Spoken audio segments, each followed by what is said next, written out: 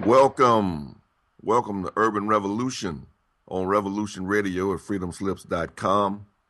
I am your host, One I Am, and on my right hand is your co-host, Miss Debbie. Hello, everybody. How are you on this great Tuesday afternoon? They're doing great. That's why they're here on Revolution Radio at freedomslips.com. How do you know? I just know it. I just feel it. I got that force feeling like Darth Vader. You feel me? It's all in me. I can feel it. Revolution Radio is listener-supported radio. Everybody knows that. And let me tell you, that's the way you want it. You want listener-supported radio. You know, you don't want the corporations backing us with big money and everything. You don't want the politicians in here and, people just socking in corporations and et cetera and companies doing commercials and throwing in all types of money. And then I won't be able to say everything I want to say, because I won't be able to talk about this guy because he gave that much. I won't be able to say nothing about this company because they gave that much. You see what I'm saying? You want listener-supported radio to continue. So, in order to have that, hit that donate button, and give $1, $2, sponsor a show here at Revolution Radio. Keep the corporate people out, the politicians and et cetera. And then we can keep rolling saying what we got to say. We could talk about them, and different things, no bridle tongue. You feel me? So hit that donate button, please. Debbie. What?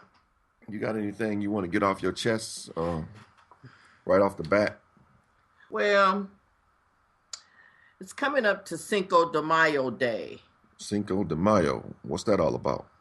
It's a Mexican holiday where you drink beer, eat tacos, enchiladas, chimichangas. Is that what it's all about? Is that what it's all about? Drinking beer and eating tacos? Yeah, it's a Mexican holiday. Okay, it's a Mexican holiday, but usually like American holidays, they have something behind them. Like the 4th of July has the Independence Day. Well, that's like their Independence Day, Cinco de Mayo. Oh, it is? Yeah. So everybody get ready to celebrate Cinco de Mayo, but don't hang out and drink too much green beer, red beer, brown beer, Killian's, all that different kind of beer that they'll be selling out there. That's, and St. don't Patrick's have too Day. many margaritas. Because I went to the Mexican restaurant the other day, and it was really good. It was really, really good. What did you have? I had some chimichangas, some guacamole, some salsa, some chips, and we had about 4 pitchers of margaritas. 4 pitchers of margaritas. You and the girls went out that night, right? Yeah. Okay. That's what they always say. Me and the girls are going out, right? We left all the men at home because they crummy. Mm-hmm. But it was good. Let's hope she left all the men at home.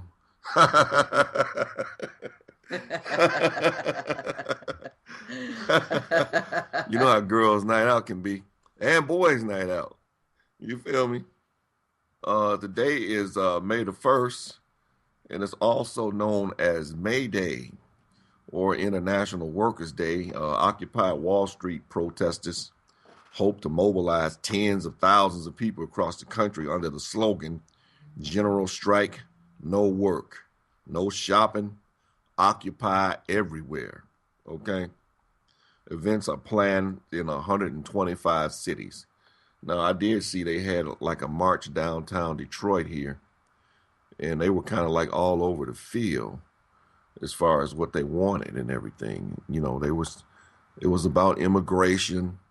It was about the Wall Street banks again. It was about the garbage not being collected on time. It was about, it's Occupy all over again from last year. Like they stopped for the winter. And then when the weather got nice, they just came back out again and headed for the park again, So, like I said, last year, me and Debbie, we attended an event, an Occupy event and everything, and marched with the occupiers. We rallied downtown in front of the city county building. And we screamed the slogans and everything, and went on the march and all of that, and got down to the park, and they started pitching tents and everything. And they stayed right up until it got cold. And then they moved into a building. And then they moved into a building like for the rest of the winter, and you didn't see them anymore. And I guess now they're going to come out again and start doing some things. But at the same time, they still don't have the direction that we were looking for last year, right?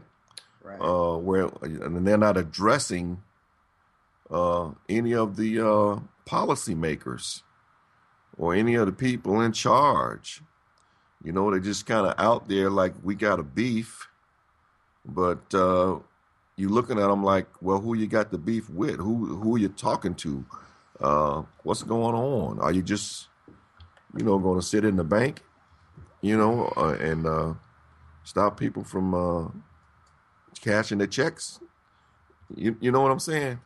Yeah, I feel you. I still don't know what direction they're going in with this Occupy thing. And I know last year they were talking about how, the black urban people, were not really, fully into the Occupy movement. And like we hadn't came forward in droves like we should, based on the fact that, we took the biggest ripoff from the Wall Street bankers and everything with the, all your equity being lost in your home and everything. Because, blacks have most of their money into their homes. They don't have, the big 401ks and savings and all that kind of thing. So, when we took the equity hit, we took the big hit.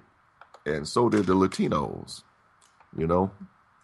But like I said, we're still not on board as far as I can see, big time, because I still don't see no direction, the direction that this movement is going in.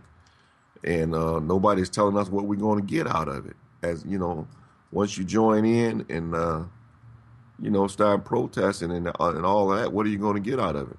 I don't know. A lot of people say it's all government ran and government planned, and they want you to come out there and cause all kind of havoc and this, so they can blow up a big, FEMA roundup and everything, and take you right on to the hooch guy. You feel me? Take you to the FEMA camp and everything. I don't know what's the deal. You know what I'm saying? I know they don't seem to have any direction. I don't know if they connected with the anonymous movement or not. The anonymous movement is like a computer hacker movement. So they may be connected. I don't know. But let me see here. It says they planned a mass May Day demonstration to shut down New York City. So police had a face-off on the Brooklyn Bridge last year. This year, the New York PD is bracing for an attempt by Occupy Wall Street protesters to shut down traffic at arteries across the city during a mass demonstration today. Using websites and pamphlets, Occupy Wall Street organizers are urging people to help block traffic at bridge and tunnel ports to slow people going to work on May Day. So I guess that would mean they were out this morning, right? Right. Trying to slow people down from going to work. Can you slow people down from going to work in New York? I hear you can get to work faster on a bike or walking than you can in a car in New York during the morning commute and the evening when people are getting off from work and etc. So I don't know. They saying no school, no work, no shopping, no housework, no compliance. No compliance. Really now. And it all adds up to what? I don't know. Wow. So let me tell you, the call-in number here is 347-688-8255. 2902. Call in number 347-688-2902. And I'm particularly interested in my Detroit audience calling in and letting me know what they think. I know you've seen the Detroit Occupy Wall Streeters down there. I interviewed a couple of them last year, and the first thing they said was they didn't know what they were expected to get out of the deal, laying in the park and everything. But call in at that number, and you'll see the number on the home page, I believe, here at freedomslips.com. Or you can get in the chat room, and you'll see the number at the top of the chat room also, the call-in number. Call in, hit me up if you know anything about this Occupy movement, where it's headed, what they want to get out of the deal. They're looking for reparations. I don't know. Reparations is a bad word, though. When you're talking about, the S word. I'm not going to say the S word because I don't even want to get into that. But I'm just saying, what do they want? Okay. Now, also, this past week here, I guess we went by the 20th anniversary of the LA riots, and you can ask 20 years later how things have went, what kind of changes have been made, and have we made any progress? April the 29th, 2012, it marks the 20th anniversary of the LA riots, where arson, assault, and widespread protests spilled into the streets of Los Angeles when a jury acquitted police officers in the beating of black motorist Rodney King on April the 29th, 1992, I believe it was. Okay, well, it was about the acquittal. It wasn't so much about the beating of Rodney King. We all saw the beating, and it was horrible, as all of those police beatings are horrible. Rodney King wasn't the first police beating. They happen on a regular basis in the black communities all across this nation, this kind of brutality. Rodney King, as a matter of fact, was lucky because he lived. Seriously. And I'm laughing because I don't want to cry. But that's the way it is. He was lucky that he made it. These cops pounce on you like a small fish, in a shark frenzy. What? A small fish in a shark frenzy? In a shark frenzy, and everybody trying to get a piece of it. Wow. And let me tell you, they run from everywhere. Cars come 5 and 10 minutes late, and they already got 5 and 6 and 7 cops on top of the guy pounding him, and they all run in, just like, let me get mine. You know what I'm saying? Just let me get mine. What did he do? That'll be the question they ask after they get through pounding his face in. Like, what did he do? What do we stop the guy for? But, yeah, we saw it all, it was filmed. And it was a white person that filmed it on a cell phone and turned it into the news station. And the news station played it and everything, and it shocked the nation. Oh, did you see that? How horrible it was. And everybody did. And we were like, okay, we glad these guys finally got caught on video doing what they do all across this nation. Okay, they got caught on video. They're busted. Now they're going to get it. They're going to get it. And then when they get it, the rest of the cops will get the message that that's not cool. That you really shouldn't do that kind of a thing. And then what? The trial went on for, months and months and months, right? I think it went for months before they even got started. And then the jury comes out with a not guilty verdict. Like the cops didn't do anything wrong, okay? And that's when L.A., exploded into these riots. It was rebellion. Like, come on, man. We're looking for a little justice here, and if we can't get it in the court system, then we have to try to get it on our own. Which that's a bad way to do it because that's really not justice either. With some guys and some people just in the wrong place at the wrong time, and you yanking them out of the cars and beating them into a pulp and everything. Uh, that's as bad as what the police do. You know, I don't really agree with that, but at the same time, you can understand the anger and the frustration of what took place during those riots. And I believe like 50 something people were killed during that time, and not to mention the people that were injured and the property that was damaged and burned. Probably a couple of $1 billion in damage. I know that the authorities went and got Rodney King, and you know how they do. They like the Negroes is rioting and everything, and they out of control, and we got to get these niggers back under control. So what they do, they went and got Rodney King. You better tell them, boy. You better tell them to stop riding. Okay.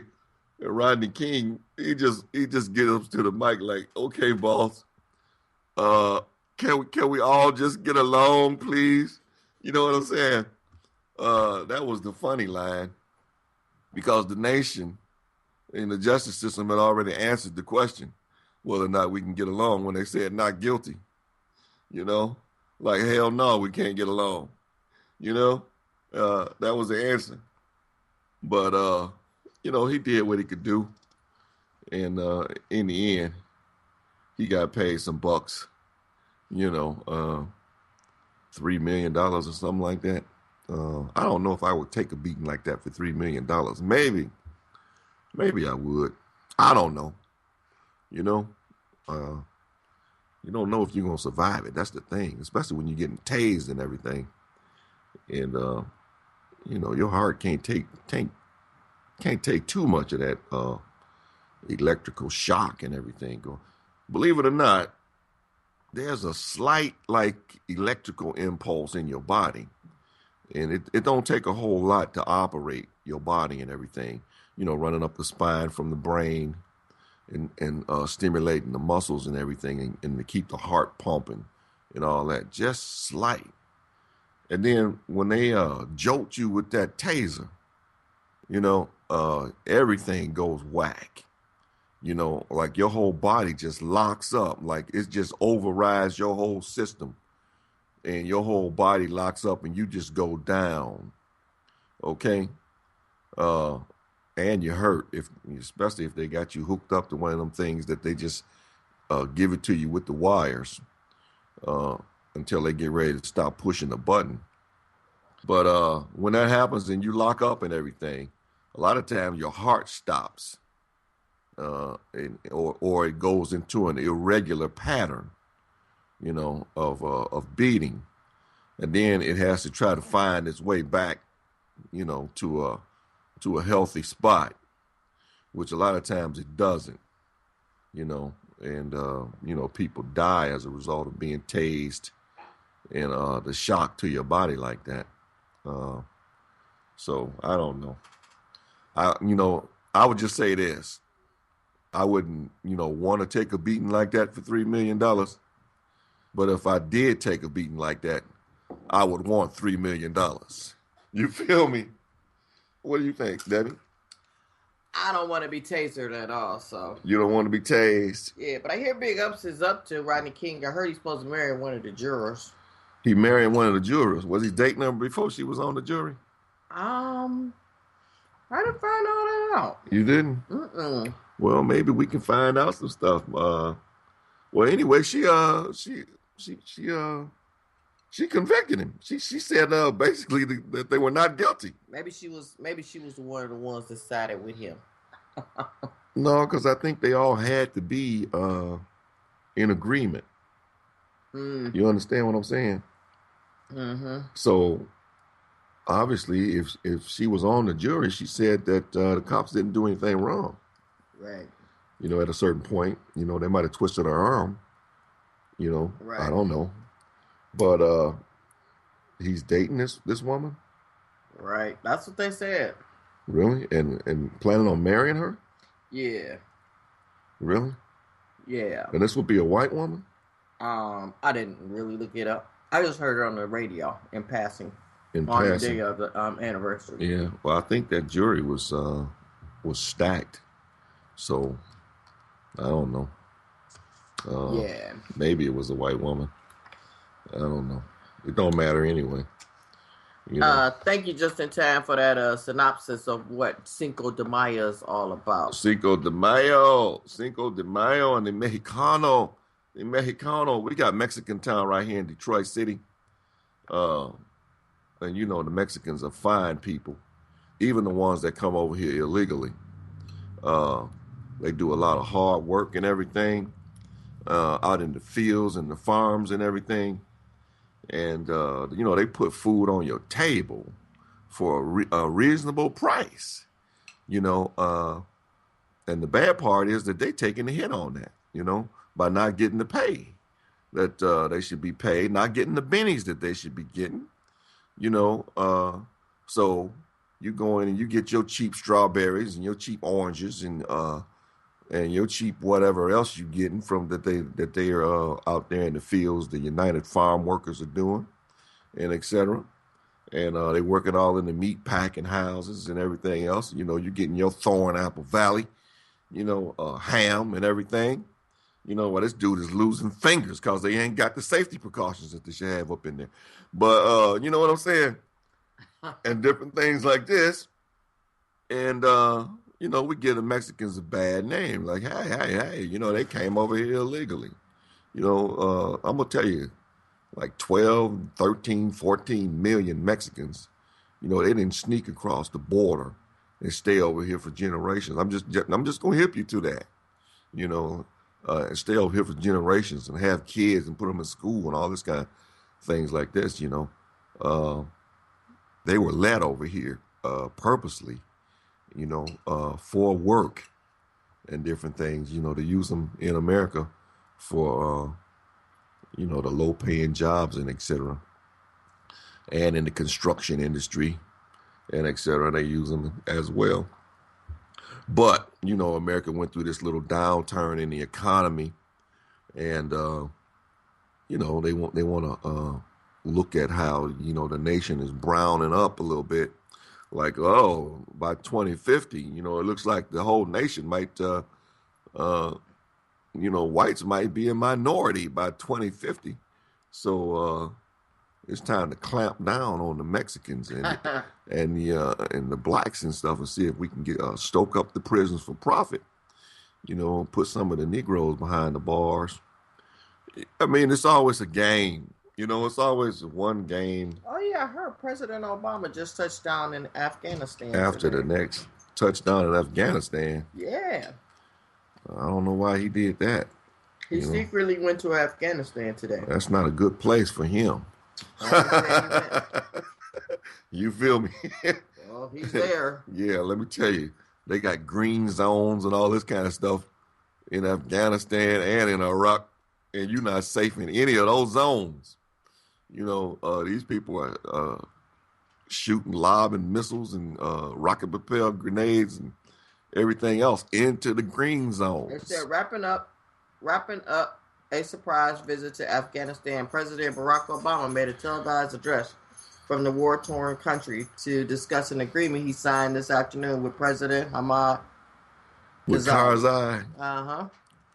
The agreement which would see 23,000 U.S. troops withdrawn by the end of the summer.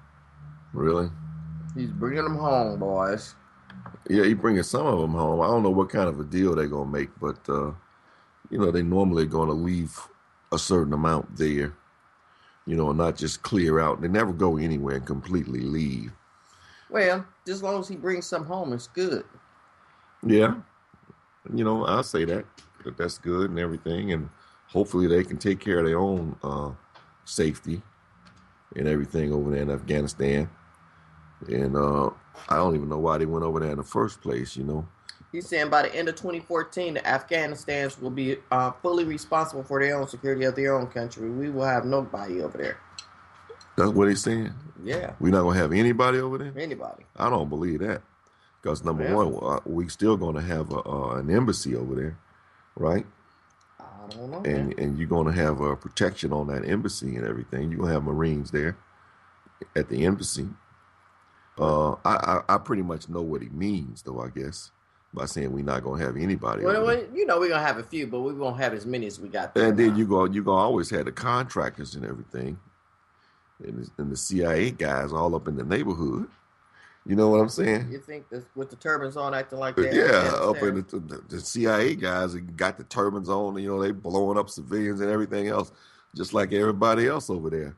You know, just to put it on the Taliban. That's let me tell you, that really wrecks your mind when a guy with a turban on runs up into a crowd or whatever and sets off a bomb or something or an improvised device, and he says.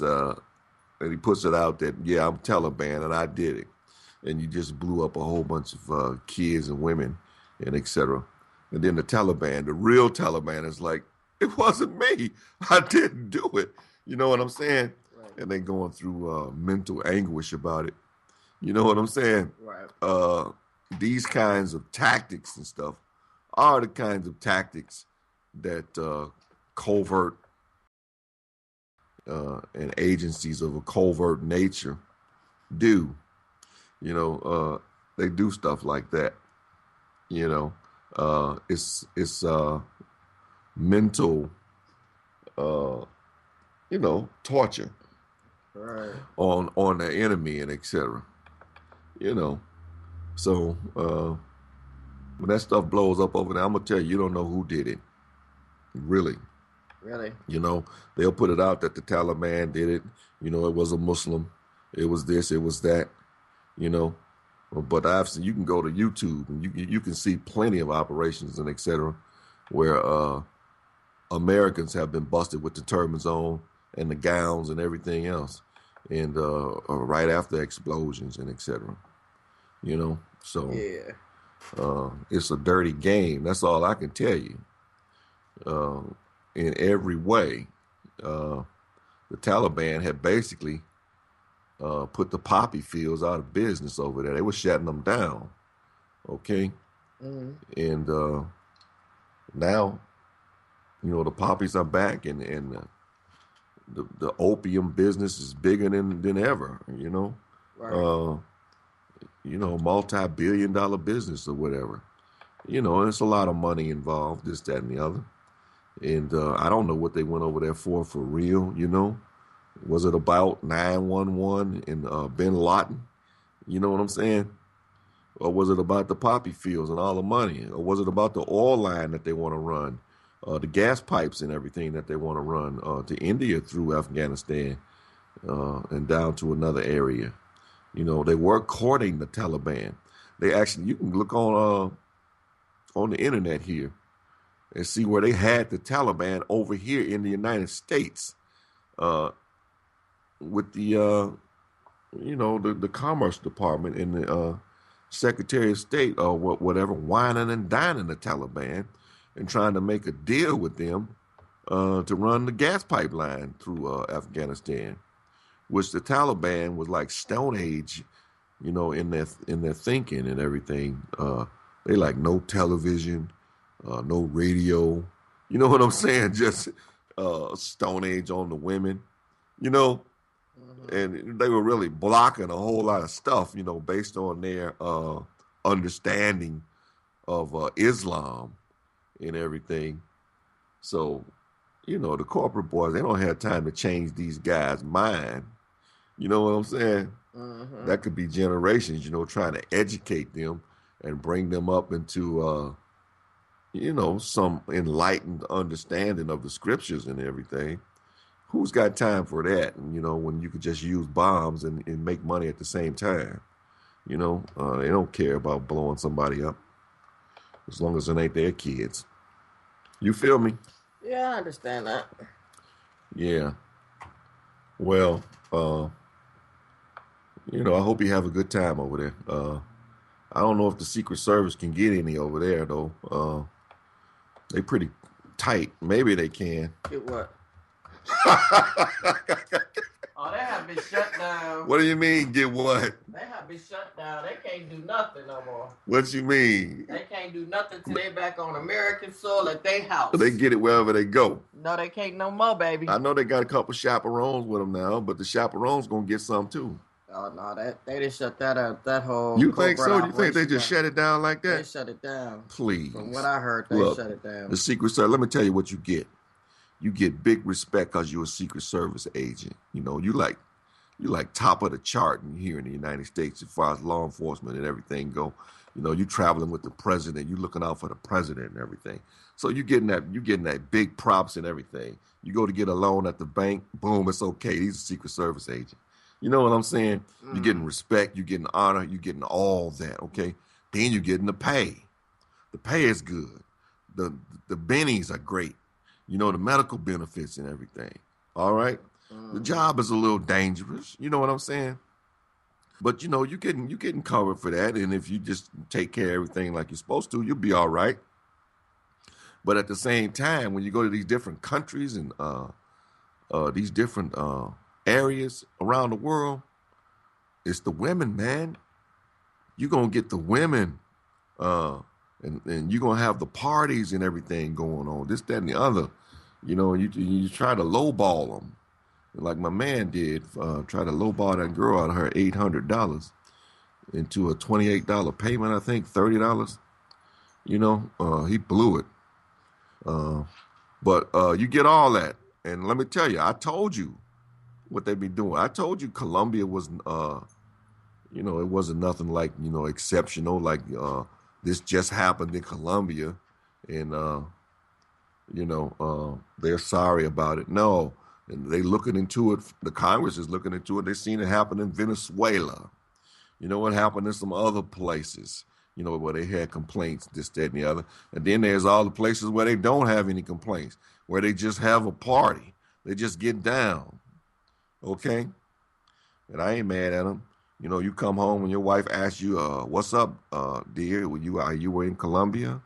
Can you talk about what happened down there? No, baby. I'm Secret Service. I can't tell you nothing. You feel me? Yeah. You feel me? Yeah.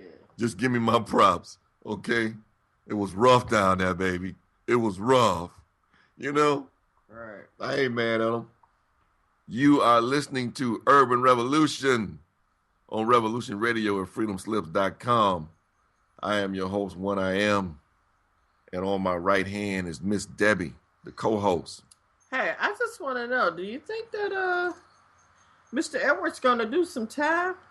John Edwards? Yeah. For using some campaign money to, what he do, pay off his girl? Yeah, he took care of Riel Hunter, his girlfriend, and her baby. Really? Her baby, the one he denounced. Well, I think that was his baby, wasn't it? It is his baby, but I'm saying the one he denounced like it wasn't his.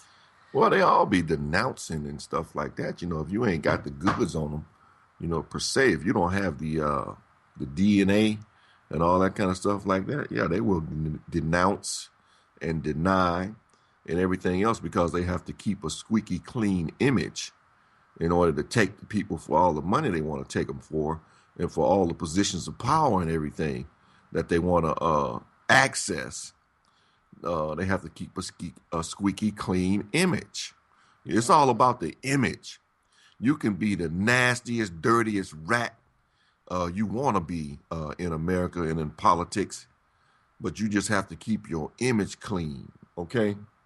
And the press and everything, they'll blow you up into a nice, clean guy and everything. But once your image gets a little nasty, then the press will ride you all the way down too, because they can make money off of that, selling papers and articles and different things. So they'll ride you all the way down once you get dirty and everything. And then once you get dirty, you're kind of like out of the money, as far as, the political stuff goes and all that. You have to go into, the private industry which they'll pick you up and you start making bucks again. Well, I just want to know. I just curious to whether you think he really will do anything. Like you remember, let me mention this. You remember Spitzer, the governor of New York, right? Yeah. He used to be a prosecutor and everything. Okay, he was clean. He was like clean. He was always going after the organized crime and the criminals and this, that, and the other. And, he was almost like a superhero type guy in New York. He kept his image clean. He was dirty. He was into the money. He was spending $4,000. Look, he could spend $4,000 on like a 20-year-old girl, 21-year-old girl. Look, this guy was married, and he got like 3 or 4 daughters. Okay, now he's out buying 21-year-old girls for $4,000 a hit. Okay, Spitzer, right? And $4,000 a hit. Now the Secret Service guy had offered $800, but I guess the Secret Service guy was going to use his own money though. But Spitzer was using like tax money to buy his women and etc. Right? Uh-huh. And then what did he do? He held out and didn't give up the governor's office. Right? He held out until he got a deal where he just walked for nothing. He walked. He didn't go to jail. Didn't spend a day in jail. I don't know if he had to pay back any money or anything. I didn't hear anything about it. But shortly after that, he was on CNN with his own television show. You feel me? I mean, these guys be working. Okay, I'm busted. You got me. I've been buying hoes for $4,000 a hit with your money. Okay. Wow. I'll leave. I leave. I let the blind black guy come in and take over, right? And then the blind black guy comes in and he takes over. He like, hey, I got a little freaky too. I'm gonna tell you up front before you catch me, okay? That's what he did. But anyway, Spitzer disappeared for 2 or 3 weeks, and then showed back up on CNN with his own television show with a woman. Him and a woman. Right. After what he was doing with women and being married and having 3 or 4 daughters of his own. Okay, he shows up with a woman partner. And she looking at him, and nobody's mentioning the fact that you were buying hoes for $4,000 a hit. Okay, this is the USA, baby, and this is how the game is played. Okay, you just have to get on the right side of the game. I've been on the wrong side all my life, and I'm not interested in being on the right side of this game because I have a conscience, that bothers me and pricks me about stuff, like that. Anything else you want to hit before I move on? Nah, I'll interrupt you later. You will? Yeah. Okay, I'm just going to tell you again, this is listener-supported radio. Hit that donate button if you can. Sponsor this show. I don't think it costs a whole lot, like $20 or something like that. And you can sponsor this show right here. Everything I'm saying tonight, it's like you covered it. Okay? Truth. I'm not playing no games. I'm naming names, too. I name Spitzer. I talk about Obama, whoever, and the dirt he doing. It's wrong to be shooting drones at people. You see somebody with a turban on, you shoot a drone bomb at him. Okay, you kill 5 or 6 kids, 3 or 4 women. Call it collateral damage, and you got the guy with the turban on. Okay, the guy with the turban on turns out to be a farmer. You feel me? You feel me? Okay, it's all collateral damage now. And, they make some payments to everybody. I'm going to give you this much money for what I just did. And let me tell you, these countries are so poor and everything, and the people, that they're not getting the kind of money they're supposed to be getting, for murder. You know what I'm saying? Of somebody in your family.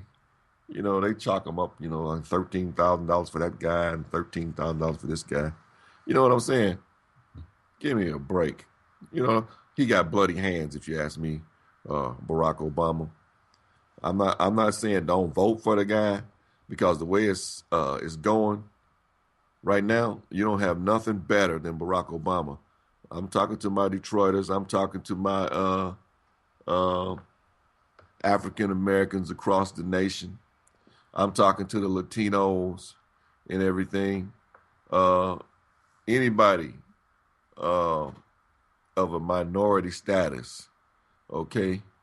And let me tell you, if you're a white person, you ain't got nothing going better than Barack Obama right now. If Mitt Romney is going to be, uh, the choice for the Republicans and everything, because you're either going to have a Democrat or a Republican to take this election, and it looks like Mitt Romney is going to get the nomination for the Republican Party, from what I can see. And Mitt Romney is a devout Mormon. Okay, this guy he believes that black people have black skin because they've been cursed by God, and they were basically meant to serve. So what? I guess I'm not. If black people have been cursed by God, then what am I? Because I'm not really black. Well, you got. There's evidence that the curse is on you because you've got darker skin and everything. There's definitely evidence. So you're not gonna get as far into the club as you should because you're not all the way like you're supposed to be when you clean and healthy and wholesome. You got that curse on you. You feel me? I can see that brownness in your skin. Oh, I thought I was just cocoa brown. Okay, this is the way the Mormons. This is in their scriptures and everything. Okay, this is what they believe. And what they operate on. At one point in our history, you couldn't get into the Mormon church if you were African American or a black person. You couldn't be a priest. You couldn't get into the Mormon church at all, being an African American. Of course, a lot of things were like that in the United States of America in our history. Oh. But I'm just trying to tell you that this guy, this is what he grew up on. This is what he still believes. And hey, I got Dr. Fleming calling in. Dr. Fleming. Hey there. How are you? Okay, I don't know why I always get feedback when I call you. Oh, you do? I don't know. Perhaps your radio is up. Are you talking about your radio or are you talking about Debbie? Conspiracy, man. Huh? This is conspiracy. See, I can hear it now. Yeah. Okay. Oh, I can hear your radio in the background. Maybe. Yeah, how you doing there, brother and sister? I'm doing real good. You? Hey there. How are you? I can hear your radio. Can y'all hear me? Yeah, I can hear your radio in the background. Maybe you need to turn your radio off or turn it down so we can't hear it.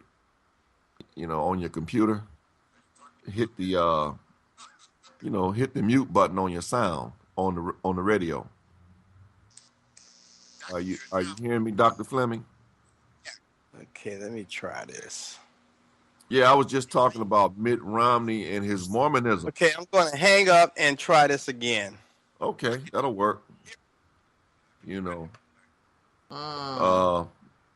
Like I said, I was talking about Mitt Romney and his Mormonism, and we still got a lot of Mormons and everything doing their thing. And I'm with it. Whatever you want to be, you can be. The United States of America is a free country, so they say. You know what I'm saying? So go ahead, do your thing. But I don't know if I want you to be the president if you think that I've been cursed because I got darker skin, or if you think that some kind of way that I'm getting a whole bunch of what do you call it? What do they call it that we're getting? Entitlements. That we're getting a bunch of entitlements. The black folks, and we're gonna cut them off of the entitlements and put them to work like all the other good people. I'm not getting any entitlements. I'm not getting any entitlements either. I can't. Can you hear me? I Yeah, I can't can hear even you. get a welfare check. I can hear you, Dr. Fleming. They ain't giving me Oh, nothing for free. I wish they would. Yeah, I hear you real well. okay. I just wanted to check in on you guys. We're just sitting here listening and Oh, enjoying the conversation. that's great. I appreciate that. Hmm. Yeah. I think a lot of people are going to start listening to this station, man, because it's on time. I mean, Yeah. people are fed up with the corporate media model. Right. Exactly. And you want some honest, just down earth people, grassroots, just talking to you about some of the realities of this situation that we all know about. You know, Exactly. we know it's not, what it looks like it is, you know? Well, I called because I was listening, and when you mentioned Mitt Romney, Yeah. a lot of people don't talk about one particular guy that is really saying a lot of things and getting a lot of attention, but the media does not talk about him, and that's Ron Paul. Yeah. Ron He's Paul a is joke. is hmm. He's a joke. Debbie said Ron Paul was a joke. He's a Well, joke. well, that's. I mean, when you listen to White this South. guy, like, what does he say that's a joke? Debbie, Dr. Fleming says, what does he say that's a joke? That's funny to you. That makes him a joke. I mean, let's talk about it. How many times have you really tried to run for presidency, or Okay, tried to well, get his hat? I mean, really. He might say a couple of things that make sense, but really, nobody's really paying any real hard attention to him because there's something about him that nobody like. I mean, come on. If you could let Romney beat you, anybody can beat you. Yeah. Because Romney is from nowhere either. He's not talking nothing. He's not making any comments. He's not a person that I would even give credibility to. okay, you said two things there. You talked about how many times he ran, which is like saying the Pistons shouldn't keep trying to win the championship just because they lost the first, second, or third time. Um, That but would be like Al Sharpton keep Dr. on Fleming, can running. I check in as well? That would be like Al Sharpton keep on running.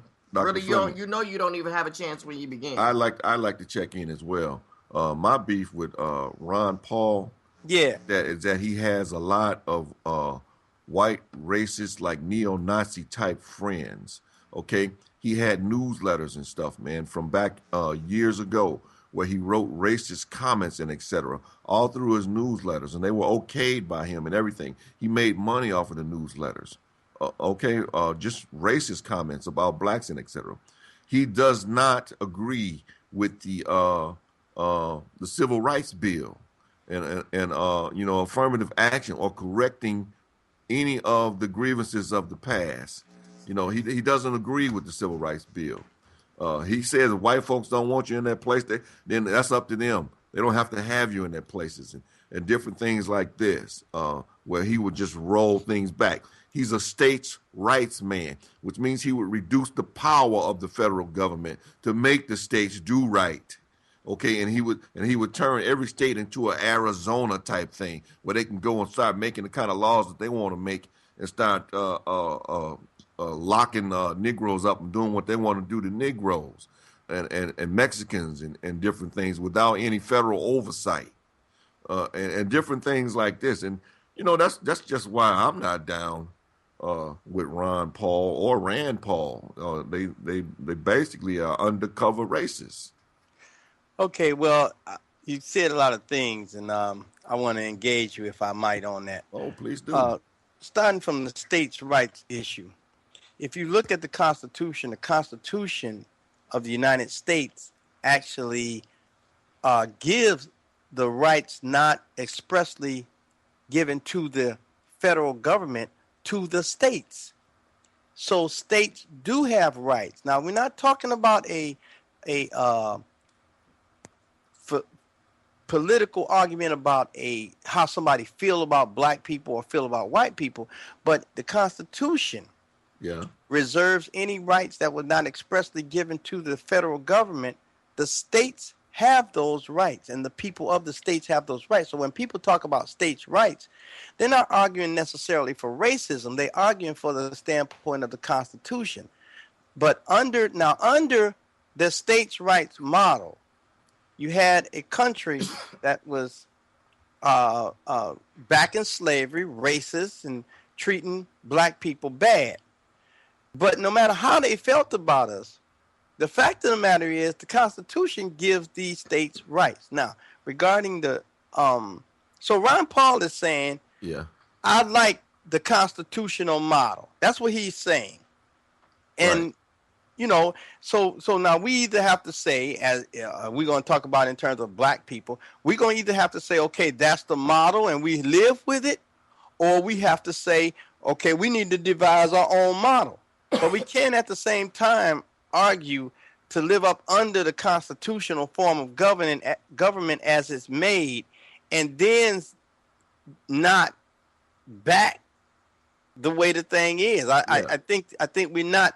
I think our arguments are convoluted with respect to how this government has been. Yeah, I don't have a constitutional argument like I'm a constitution lover and everything like that. I mean, blacks were written in as 3/5 of a human being and stuff like that. That hasn't been changed. They can't change the Constitution. What they did is they threw in some amendments and stuff to try to make everything right. They threw in an amendment like if you were born here in America, then you're a citizen and everything. But then they got caught up with the Mexicans coming over illegal and having kids, Right. and you know what I'm saying, man. So Right. they're fixed for the blacks, kind of messed up with the Mexican thing. You see what I'm saying? Right. And Yeah. they keep Yeah. trying to twerk this thing, man. Like, can we get it right? No, you can't get it right. Dump it, and start over with something new. Change the colors of the flag and all the rest of that, just like they did over in South Africa when they got rid of apartheid and everything. They changed the colors of the flag. They included everybody on the flag. It wasn't just red, white, and blue. I mean, why should I have to live up under the red, white, and blue flag that flew the whole time you were lynching me for 100 years and this, that, and the other?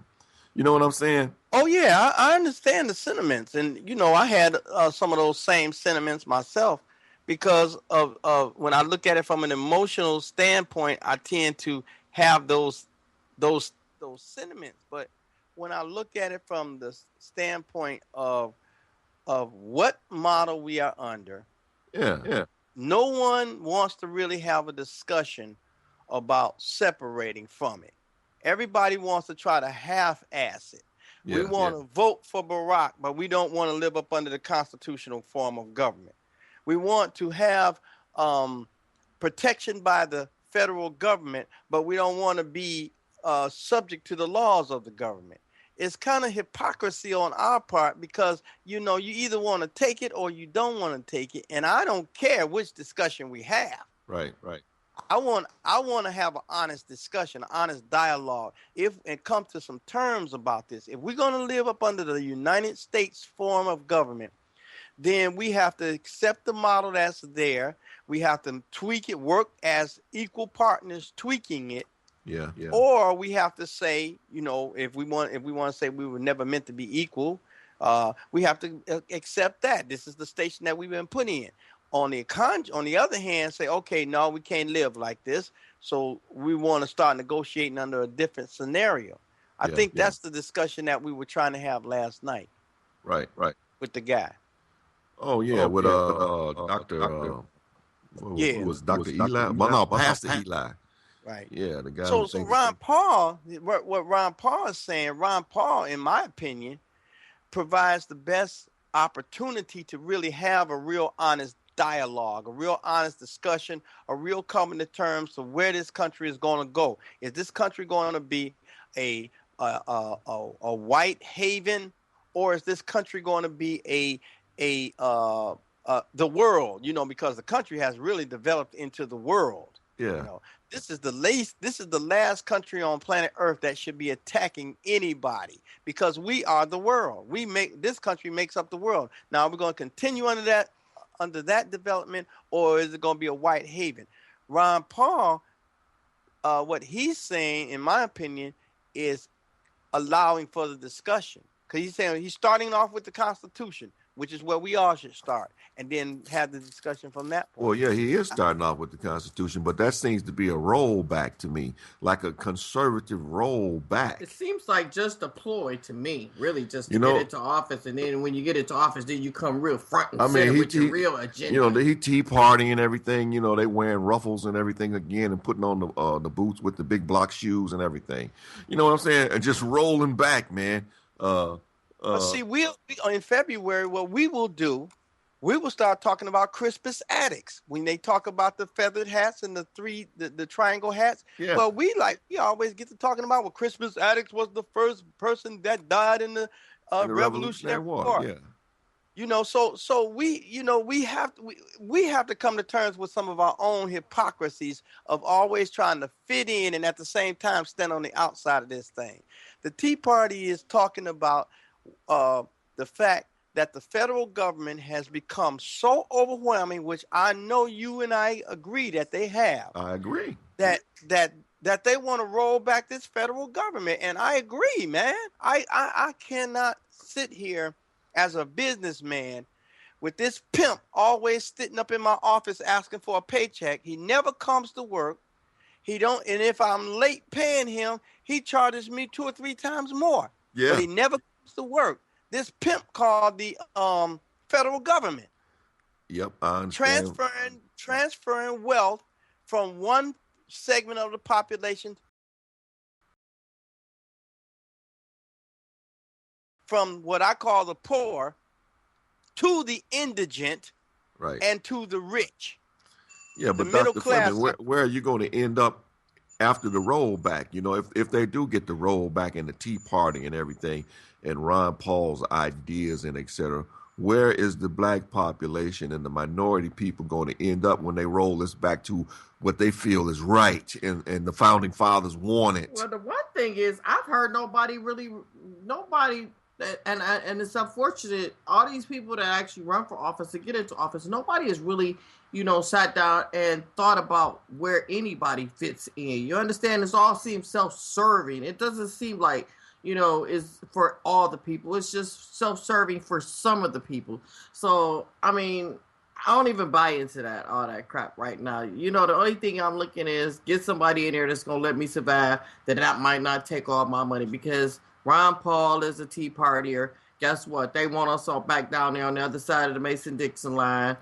Uh, this other child, he's a Mormon. Romney, he's a Mormon. He don't really care nothing and give 2 hoots about us. Eddie Rich, he's multi-rich. Okay, I mean, millionaire. come on. A person that got that type of money could not care nothing about me. Okay, so I really don't care about that. That's not true. That's true? simply not true. Why it's not true? There are people who are greedy and don't have any money, and there are people who are greedy that do have money. There are people who are very altruistic that do have money, and there are people who are very stingy who don't have money. So what you're saying is that Romney would have my best interest at heart? Really? No, I'm not suggesting that. Let me explain this to you. Anybody that has over $1 billion do not have my best interest at heart. Because first of all, they're not going to roll back the time to where they're going to let me keep more money in my paycheck. They're going to roll it so I can get less in my paycheck. Well, that may be true in some cases and maybe untrue in other cases. Example, you have people who are indigent. They don't make money. They don't work. They don't do anything. Their life is based on somebody taking from somebody else and giving them things like welfare, food stamps, Medicare. That comes from somewhere. If you file your income taxes and you paid $20 in income taxes and you get back a $3,000 income tax check, you got to ask yourself, where did that other $2,990 come from? Somebody paid you that money. So you're really, in essence, taking money from somebody else. But but the problem in the inner city is that we don't really get those kind of checks. You understand what I'm saying? But if we go out to I know some women in the city. Anybody they do get that. They do get those checks. They get those type of checks because they got children. Especially if they got children. Let me say this. Let's go out to 14 Mile and right behind Oakland Mall. Let's go out to Oakland Mall and see how many of the other people are sitting out there collecting the same entities that a person in Detroit is collecting, but actually they're collecting more because they're supporting their house in West Bloomfield and they're supporting their house in Troy off of the same tax dollars that I pay and that I come out of my check. Okay, you know, so it's not just a black thing; it's everybody thing. First of all, I think they should do away with welfare because I don't feel like nobody's entitled to it. I can't get none. I think they should have social safety net programs and everything for people that fall through the cracks and everything. When they don't have jobs, you got to have money for people, or you're going to have a whole lot of crime going on. But see, we have to stop this idea of thinking that people that have you show me when you talk about income, I don't want to hear nothing about making money from a Negro who don't have nothing. He can't tell me how to make no money, yet he always trying to get some. Well, I don't know. There are some people talking about making money that have great ideas. Somebody who's been successful at doing it. Right. But there's this resentment among a lot of people who they resent people who earn money. They resent it, but yet they want it. Dr. Fleming, we understand that everybody can't be rich. You know, the system, it's a pyramid. It's a pyramid. Yes. Only certain amount of people can be at the top. You know, you can't get the whole big base at the top and then come down to the triangle on the bottom where it's sitting on the point. Okay. So we need a discussion about, that's why I'm saying Ron Paul brings into the discussion the arena to where we can discuss it from a standpoint of the system approach. He's the only one talking about it to where we can really deal with it from a system approach. Yeah, but I can make a lot of money, and I do all the time. But I realize that there's a limit to the amount of money, the amount of income that we can earn because of this pyramid that you talked about. Yep. But so I know it's not equitable. I know that there needs to be a more equitable system put in place. Right. So, but at the same time, I'm certainly not going to make myself an indigent just because it's an unequitable system. Exactly. You ask any poor or person about would they rather, you even said it earlier. Yeah. You said you ain't trying to take no $3 million butt whipping, but if you got to take one, you want that $3 million. Oh yeah, for my pain and suffering and etc. Okay, you want to get paid. Yeah, you know. So when we talk, like for example, this man is talking about the abolishing the Federal Reserve, which is imposing a hidden tax on the indigent. I'm making a difference between the indigent and the poor. I call the poor the middle class. Right. To me, the poor is the middle class because the middle class have the skill set to command a income and the rich and the indigent take from the middle class through taxation.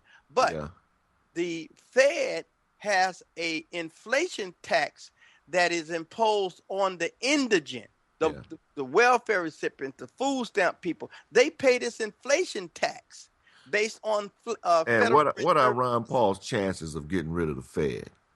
Well, Ron Paul's probably a bullet between the eyes. Yeah, thank you. You know, and not only that, something else worse than the Fed would replace that. This whole system, man, this United States is a corporation, man. And it's a corporation. It's a subsidy of a bigger entity, you know, hooked up with the Queen and everything else. They never got free from England and different things like that, and secret societies and everything, what's going on. I mean, we can't get too deep into the game in a couple of hours or whatever. But this thing is not what you think it is. Oh, I know that. But see, again, Ron Paul is talking about, no, let's stop all these endless wars for the corporations. We like to talk a good revolutionary game. But when it comes down to the philosophical foundation for a real revolution, we start talking about chance. I need to go back to Las Vegas because we start talking about chance. But a real revolution is based on that. It's based on, okay, that odds are against me, but look, if I don't do something, it's for sure that my children and my grandchildren are going to suffer as a result of my inaction. Now, this thing is based on a righteous ideology. I'm gonna go with this, though my chances are slim. Right. This man is And you saying, think Ron Paul is based on a righteous ideology? when you talk Rolling about back getting to out of what the all these founding unjust fathers wanted wars, in the Constitution? when okay, let me point out some planks of his arguments, and not the only difference between Mitt Romney and Barack Obama is the color of their skin. Their ideology is I the don't same. like Obama. I don't, I never did like Obama. Obama he doesn't have any character. He See, turned his back on all his friends. Reverend Jeremiah Wright. see, He denounced Farrakhan Farrakhan. announced Uh, everybody, but yeah. All because Tim Russert squeezed him on Farrakhan and made him denounce Farrakhan. He's a slick talking. He's sleazy, man. You know. but if you look at Ron Paul's record of voting, he's a 12-term congressman, and you see a spotless, consistent record. He has voted I told you against about that image. every war, every He war. also voted against the King holiday. Okay, And, so and what? White every, people don't want to celebrate Martin Luther King. So what? I'm How saying about this: this? Ron Paul is a racist, man. How do you get around So it? what?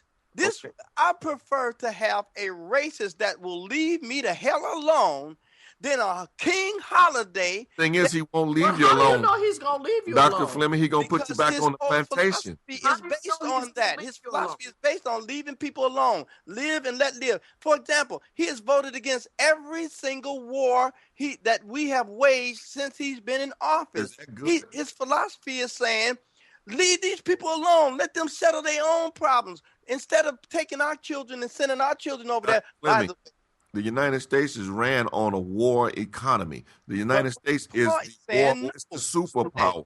It's the superpower. We make a lot of money by selling weapons and etc. around the world. If you went to a econ class in college, you know it's guns and butter, man. You either going to sell guns this way or butter or turn it into butter the other way. We are a gun economy.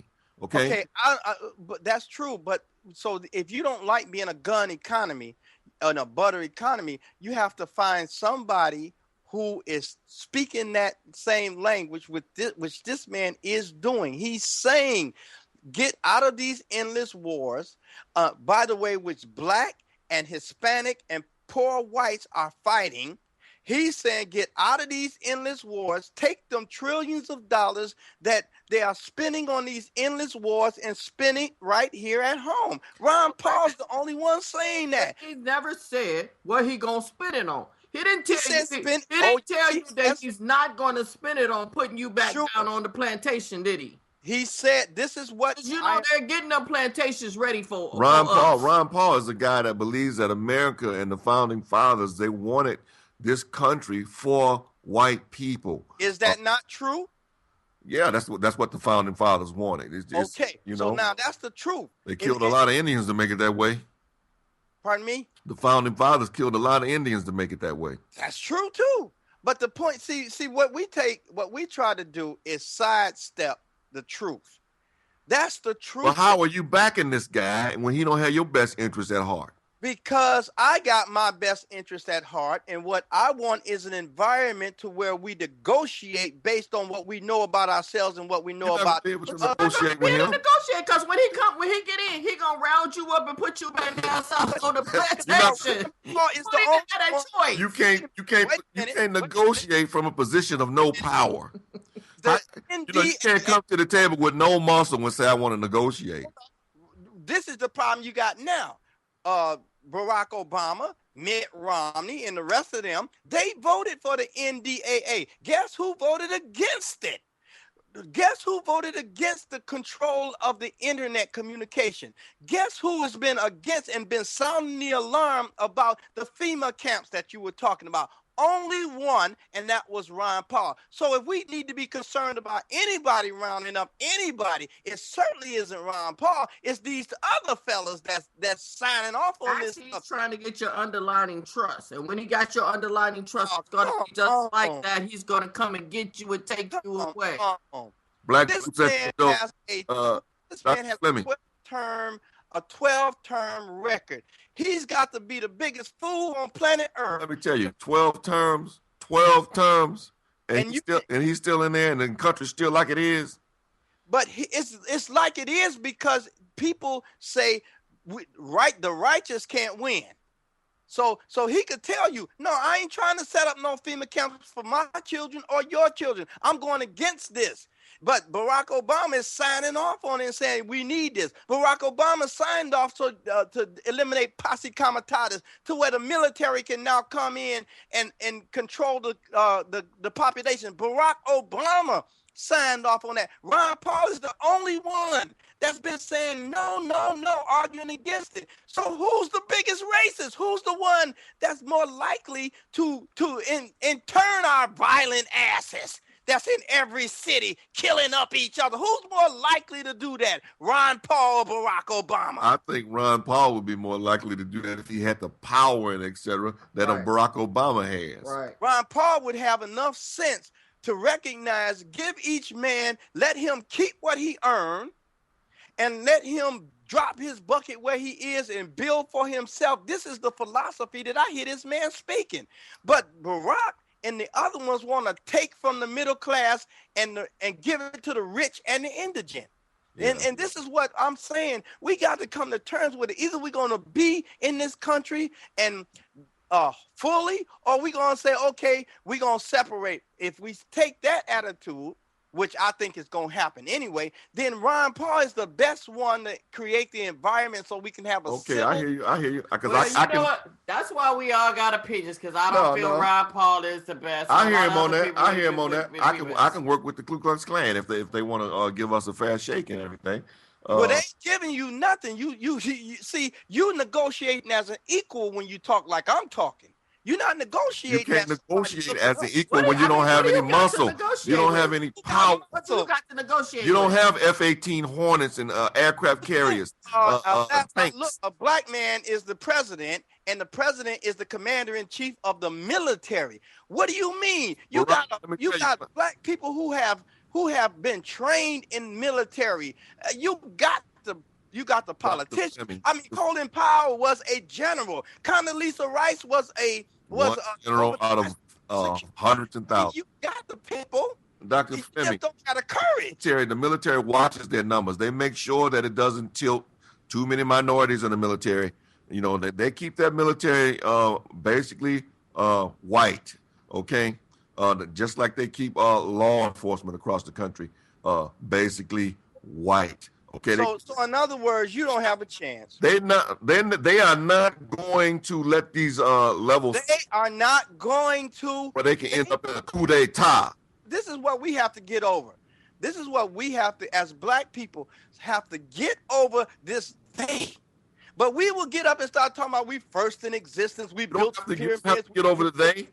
To understand the they. You have to understand the power structure, the balance in the world. And what they are doing. That's what you have to understand. You don't have to get over here and nearly starve to death on this continent, but determination, regardless of whether or not you agree with what they did, it was determination to survive and live that caused them to be able to live and build this nation, carve this nation. It was determination that did that, not numbers, not power, not strategic ability. It was built on our blood. This country was built on our blood, sweat, and tears. This country was somebody determined to build it, and they didn't give a hoot how they did it. And this is what I'm trying to get us to start thinking like. The end does not justify the means, Dr. Flynn. No, it doesn't. But determination is the biggest determination and aggression is what is built. Aggression. And if they had a chance to make this country better, they'd use us to do it. Okay, obviously. I mean, hold on a minute. Let me say that you are listening to Urban Revolution on Revolution Radio at freedomslips.com. I'm your host, One I Am. This is the Urban Revolution Show. I got my co-host, Miss Debbie here. I'm talking with another host here at freedomslips.com from Detroit Front and Center Show, which will be starting tomorrow at 11 a.m. Hey, you know we're going to have that racist Nolan Finley on tomorrow. That'd be great. And okay, that's what everybody call him, a racist. Yeah, but please bring him on. See, I don't care about if a person like me or not. I don't have that problem. I'm not a popularity seeker. Right. What I am is a truth seeker. And as a truth seeker, I don't give a damn. Right. If a person don't like me. I have done work for people who I don't like and didn't like me. But the fact that we had a mutual benefit in one another went beyond that. So I'm saying when people that have a different idea about people that don't like them, like Jewish people, for example, they watch who don't like them. You know, they've been in situations where people didn't like them and certain things happen to them. So they make sure it never happens again. But that's different from making sure that they like you. That's different. See, making sure that no one does it to you again is a whole different. You don't care about them. You don't worry about them. This, that, and the other. You gotta keep your eye on them, and you gotta attack this stuff that's building up against you. Just in time. How you doing, What I Am? Doing great, and I'm glad you called in, man, because I'm telling you, man, I got love for you. I don't agree. I don't agree with half the stuff you say, man. Just the time I heard the show the other day, I had to say I didn't like some of the things that you said, but I refrained from calling in. I do appreciate you calling in. I do appreciate your opinion. And I just wanted to call in and tell the doctor I think he hit the head. Hit the nail right on the head when he said, I got to believe in myself. Nobody's going to believe in myself until I do. And which, you know what, just in time, let me say this. There's nobody that's the bigger horn tooter than me. But it's some things that I have to realize that are beyond my capabilities and beyond my beliefs and what I feel, okay? Because there are just certain things that's going to tell you. Because let me tell you something. Because I believe in me, don't get my car insurance cheaper. Because I believe in me, don't make my taxes cheaper. Because I believe in me, don't make that price tag of what I want cheaper. Do you understand what I'm saying? Because I believe in me, don't make my credit rating any better. So I'm gonna tell you this: I'm the biggest tooter horn of my own horn, and trust me, I don't really care what nobody say. I don't care what nobody think. And as y'all already know, I believe in me 100%. But there are certain things and certain aspects out here. No matter how much you believe in yourself, it ain't gonna change. So you can believe in yourself all day long and put that fantasy out there like, oh, I can do this and I can do that. Let me tell you something. There's somebody out there that's much bigger, much better, that will take you down and take you and destroy you. And it don't matter what you believe. Better to only if you let it happen. Maybe I misquoted the doctor. I believe what the doctor said was that I got my best interest at heart. And until you have your best interest at heart, you're going to be defeated. Exactly. You can get anybody into office. Again, I got my best interest at heart. If I could use that to get my car insurance cheaper, trust me, I would. If I could use that to get my house taxes cheaper, I guess I would. If I could use that to get a bigger refund, guess I would. If I could use that to walk into the welfare office and get some reparations that I feel like I deserve, or get some free money like crackheads out here who don't even deserve my money, or get my Social Security that I'm entitled to now instead of waiting until I'm 72, or let them move it to 85, guess what? I would. But there are certain things out here you just can't change no matter what. Example, Ron Paul is saying, why are we taxing the American people, and then we know we're robbing them of this Social Security? Chances are we're never going to see this. Let the people keep their money and invest their own money for their own future instead of taking their money and robbing them. So, see, I'm not going to sit back and wait for somebody to save my money for me so I can get some free money. I'm going to say, okay, no, I can keep my own money, and if I have somebody that's powerful enough that I can back, that will make that argument in the government to leave me alone and leave my cash flow alone. Wall Street is ran by them. So your money, okay, let's go there. Wall Street is ran by them. When you got a 401k and you put it in there and you invest in something, guess who controls your money? You know that, right? If the stock market goes down today, you make no money. Why would you even get a 401k if you know that going in? See, where you gonna put it that you got control over making money? Because all the banks they own. You don't know that. You don't know the answer to that, right? Are you answer? Where you gonna put it at? Yeah, give her an answer, Dr. Fleming, because she doesn't know. There's land you can put your money in. There's offshore countries you can put your money in. There are many investments that you can put your money in that will get past this Wall Street monster that's raping and robbing the American people. Put money into the homes. They put money into the homes. They put money into the lands, and guess what that got them? Nothing. Put out. People put money into their land and then into their homes, and guess what? They got put out. The bubble busted. The bubble busted. Housing bubble. Let me give you a little education about what happened in that housing bubble situation. Cherice and I were in the same position to get into a house back in 04 through 07, and we saw it coming. They was giving away houses, and these people, they had what you call no docs loans. These people did not have the money, the income to get into these houses, and they got into them houses just because this Wall Street person was offering it to them. There's a responsibility that you have for your own life. If you get into a house knowing you don't have an income, sooner or later that note is gonna come due. Why would you blame the person who's setting you up when you participating in that? But my thing to this is, Dr. Fleming, is everybody wasn't made for that housing crisis, okay? First of all. But let me explain this to you. The housing crisis affected just more than the person that bought the house. Because I could be good at my loan, but because 20 people around me couldn't afford their house, my house is now defunct and I've lost all my bearings. Now I got to sit in the house waiting for everything to happen. Coming and warned America that it was coming. Guess who warned it about it? It was Ron Paul. Warned America about the housing bubble and why these derivatives and this Wall Street, the Wall Street whores, what we were doing with monetary policy was going to bust, and it bust in 2008 on us. Ron Paul was the only one. The rest of these clowns was all down with it because they was dipping their hands in the pot. But Ron Paul is the one that's going to put us in internment camp. For some reason, this guy is supposedly... Ron Paul has his hands in the same bucket. Ron Paul, he does have. I like Ron Paul. He has the interests of white folks in mind, and etc. Well, that's the kind of fella I would want on my team because I know if he's loyal to his own people, he's gonna respect me if I'm loyal to mine. You think? You think?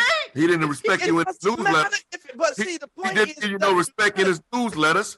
He don't give you no respect with the Civil Rights Bill. He told the truth in the newsletter. He told the truth about the fact that black people are slaughtering one another left and right, and we have perfected the art of rape, robbery, and mayhem. He told the truth. Just for black people. White people are slaughtering white people. White people are slaughtering black people. Mexican people we're all slaughtering each other. That's not just reserved for black people. So don't put that out there like he's talking about his race and protecting his race, and so he's concerned about his people. So if we was to say, look, we need to start dealing with the criminality among ourselves. If we start checking our own behavior, you would discover that Detroit would not be getting taken over right now because we would have not looked up to them. How the hell do you have a black school board, a black mayor, a black city councilman, black administrators, black this, black that, and your ass is colonized from the rooter to the tutor? How do you explain that? Let me ask you this. It's about the right hand for that. Dr. Fleming, politics without economics is like symbol without substance. Farrakhan talked about that about 20 years ago. Yes. But the politics, you sitting across from from another country, got on the waterway to the whole world, to the St. Lawrence Freeway. You're sitting across from that country. The Detroit City is bleeding. People are leaving Detroit City in droves. But why? Because you have a Now remember, why they started leaving in the 60s? Why? All black and etc. They're not leaving because the blacks are not leaving because it's black. The blacks are leaving because it's poorly run. I'm telling you that the white folks, almost 2 million people here in Detroit. Blame Detroit on white people. We had almost 2 million people in the city. Suburbs to be built when the urban city is crowded. You know why? Because what's going on in Detroit is no different than what went on in Washington, D.C., Chicago, Illinois, St. Louis, Missouri. And what's the common denominator? Even though I disagree with that, but what's the common denominator? What's up, Nighthawk? Yeah. How you doing? You guys are all yelling so loud. You're overloading all the servers. Oh, I'm sorry. That's me. No problem. Man, I get really pumped up. I'm going to bring my mic. Listen, we're open till midnight. If you guys want to carry on, let me know now. No, I'm good. I'm good till 10 o'clock, man. You know, Urban Revolution. Yeah, I got to get out of here anyway. I'm just letting you know. If you want to roll till midnight, you're welcome to. We really need this discussion because a real discussion among Black people about our deficits and about our advantages has never been had. Well, Dr. Fleming. I don't really want to have that conversation with just about Black people because it's not just about Black people. It ain't. Keep saying it's just not about Black people. Dr. Fleming, how late can you stay on the phone? About another 20 minutes or so. About another 20 I got to figure out how to turn my mic down because I have a very loud voice. Yeah. Oh, your mic's fine. It's just when you start... wondering if you could stay on the phone like a little... When you take it to church, man, it's kind of blowing us over the edge. All right, guys. Well, I'll go ahead and schedule in something at 10 on an open round table or something. Okay. All right. Take it back to it. Okay. See, I'm not just going to sit up and blame Black people. I'm going to sit up and say, let's have an open discussion with all people that live in Detroit. Because guess what? Where I live at, there's a lot of white people over here. So I'm not going to say that. But see, again, here goes our hypocrisy coming out. Because, see, we know that we, on one hand, like to talk about this divided country and claim that it's all racist.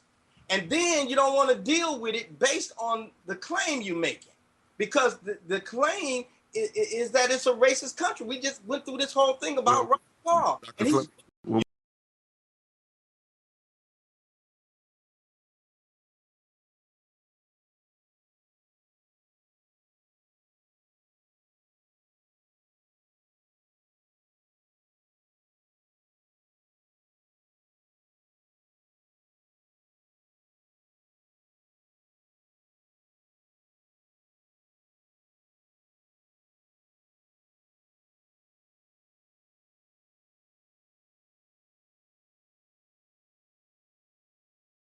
Talk about the institutions and the racism and the power structure. The everyday people like Nighthawk and the person who was just on the phone and etc. A lot of these people are not down with racism and the institution and this and we got white folks right. Brown, and I know that John Brown was a white man who sacrificed his 4 sons in the Civil War to end slavery. Yeah. So I know that the white skin does not make one evil, nor does black skin make one good. I understand that. Amen. Fact of the matter is we have a 400-year history in this country predicated on racist behavior and racist conduct. And there have been problems that's been created as a result of that. Right. If you're gonna deal with your problems, you got to deal with it based on the illness. If a man come into a hospital, into an emergency room with a shotgun wound, and another guy comes in with a little knife cut, and all he needs is a stitch or two, you're gonna take the guy with a shotgun wound. Not in this country. In this you're going to take the man with the better insurance first. That's the way it goes in the emergency, unfortunately. Theory. I'm talking about in theory before. In theory, in this country, the way it goes, if the shotgun guy is in your society, what would it be? And if you were to build your own society, what person would get seen first? Oh, in my own society, you I would make them both get the same service you at would the see same time. You would see the shotgun guy first if that's who you had to. A little bit of intellectual honesty here. Yeah. You both know that if a person comes into the hospital and you got a doctor, you're going to put the doctor on the guy with the shotgun. You're going to put the guy, the doctor on the guy with the shotgun wound. Okay, now, here you sitting as a black man with a shotgun wound, and there's a white guy over here with a broken finger, another guy with a splinter in his hand, and they all come into the emergency room. So let's deal with it as people having a shotgun wound, which we do have. Right. Whether we got a shotgun wound, it's got to be dealt with. But you see, Dr. Fleming, that's what you're saying. Okay, the doctor has to deal with the shotgun wound, which is the president of the country, which is the leaders of the nation and the institutions. The money and etc. should go where the problems are the worst. You understand? And that's in the urban areas. These urban areas are not. It's not like just where Negroes live and you can let them go to hell. Okay. They should be dumping the money into the education system, into the jobs, into building these communities up. These are like the heart of areas, where big arteries are coming in and everything. And they just don't give a damn because they're sitting on the outside. That is wrong. Well, what's the one city right now that's trying to become its own country in Michigan, right? Like, look, and that's not even a black urban city. The Upper Peninsula. They're trying to become their own state country because they don't even like the way things are ran. I shared it.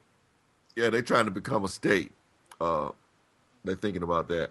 I mean, to me, let me say this: if you were a doctor and a man came in with a gunshot wound, and a man came in with a stab wound, you're going to evaluate who's actually worse. Because that gunshot wound could be superficial, where that stab wound could actually be life-threatening. So you're not going to look at it because he got a gunshot wound, he needs to be serviced first. You're going to look at it really, if you're going to look at it in liberal terms, you're going to look to see who's more severe and who needs actual help.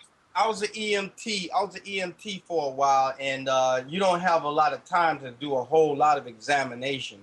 You're going to look at that gunshot wound to the chest, and you're going to look at whatever is wrong with that man's arm and immediately go to the gunshot wound. Well, Dr. Fleming, they shot a imam here 21 times, left him on the floor handcuffed, and they took a dog and helicoptered the dog to the hospital to see if they could save the dog's life. So you need to be talking about building your own helicopters. You need to be talking about setting up your own trauma centers. You need to be talking about setting up your own economic system. I'm all for that. But you know what? We got to build up some muscle. We got to build up some power. And I'm for that too, man.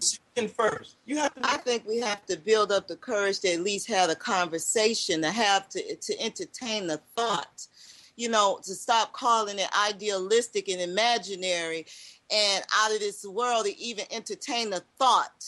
And that to me is where I would like to see us go, to the point where we could even imagine a world that would be righteous. Black people are so lost to ourselves, where we would sit back and want to talk about black folks building pyramids and all these great ideas, but we can't seem to find any righteousness in ourselves today where we would even entertain the truth or the righteousness of a thought of a righteous world.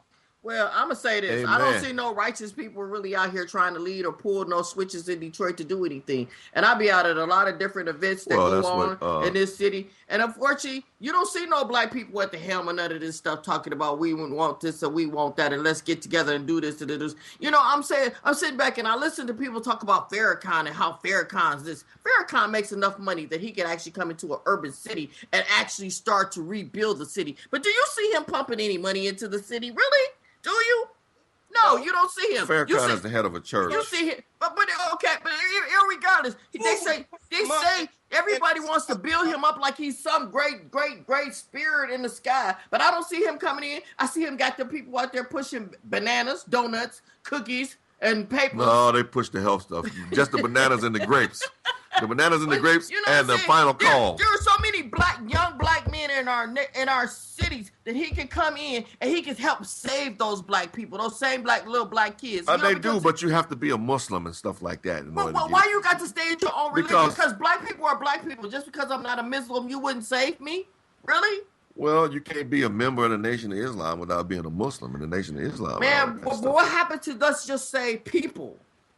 He ain't worried about people. Farrakhan, he wears $1,000 suits and different things. He lives in a mansion. He's going to hand down his the head of the Nation of Islam probably to somebody in the family, maybe his son, Mustafa Farrakhan or whoever. He just like any other Joel Osteen or anybody else. He got a church going, and He say good stuff and everything, but he making his money. He won't touch a gun. He won't let them touch any guns or anything. You know.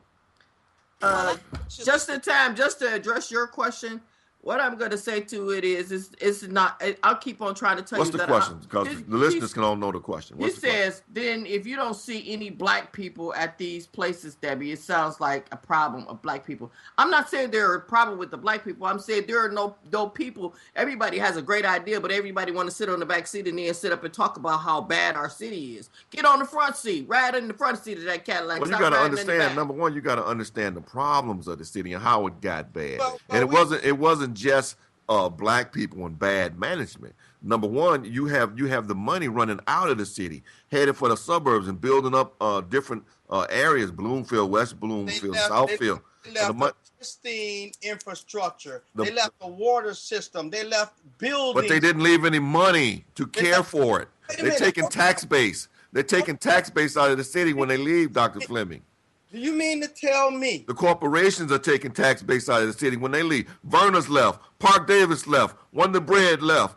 Stroll's left. Chrysler left. GM left. General Motors is whittled down from 300,000 employees to less than 70,000 employees. And the people left because of the murder and slaughter. No, murder and slaughter, and everything goes up as a result, Dr. Fleming, of suffering. I'm sorry, Dr. Fleming, how old are you? If I may ask. This crime goes up as a result of suffering economically and etc. Are you at least 50? Dope came in. Reagan and George Bush and everybody brought dope in. A CIA plane just went down. Because let me say with 4 tons of cocaine on the plane. Let me say this. As long as Detroit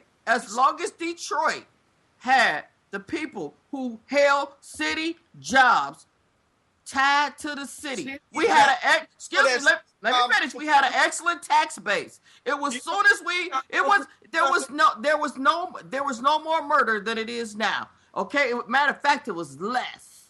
But as soon as that restriction was lifted, they started building up other communities. I was in the city. Down the city. I was in the city when they was murdering 900 people a year. And it was just as they was living here and they was happy and they was running around and they was doing it. Matter of fact, where we live at right now, we couldn't even come over here and walk down the streets. That's how good it was. This was the murder capital of the world. This was the murder capital. We couldn't even walk on Chicago Boulevard as a black person. So don't say that, and it was just as much crime back then, maybe more. Because that's what I'm saying. You don't know nothing about stress. You don't know nothing about Roman Gribbs. You don't know nothing about all these people. You might not know nothing about the Big Four. A different thing. I don't want to go back that far, this, that, and the other. But I'm just saying, when the money starts leaving, what are you doing? You still got these big structures and these big school systems and everything that are running, but you don't have the money to do it. The money's steadily, and all you can do is make cuts and cuts and cuts. And it took a long time. The whole Coleman Young administration. Coleman Young said, yeah, come to Detroit. Come, but you got to come correct. So they said, well, screw you. We ain't coming correct. We want the deal. We ain't coming at all then. And they just left the city. Okay? And you could roll a bowling ball downtown when Coleman Young was here. You wouldn't hit nothing. Down Woodward Avenue. It was prospering. Okay. It was J. Huston. You feel me? It was Winkler. J.L. Huston's left. It was B. Siegels.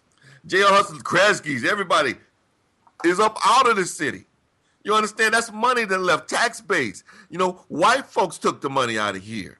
Okay? And then when they look back and they see you with no money, suffering and struggling, they tell you to pull yourself up by your bootstraps. Yeah, okay? Why can't you niggas do it? Hold on. I got to go, so I want to say this. But they left you with a pristine city with an infrastructure. Pristine, but you don't have the money. You don't have the tax base. You don't have the banking system behind you. You have the land. You have a water system. You have a school system. It takes money. You're across the water from another country. You're sitting on an international waterway, and you're concerned about them taking money? It takes money. It takes money to run all these systems and to upkeep these systems. It takes money. So what you saying? And with the money steadily leaving Detroit, decade after decade after decade, here we are, man.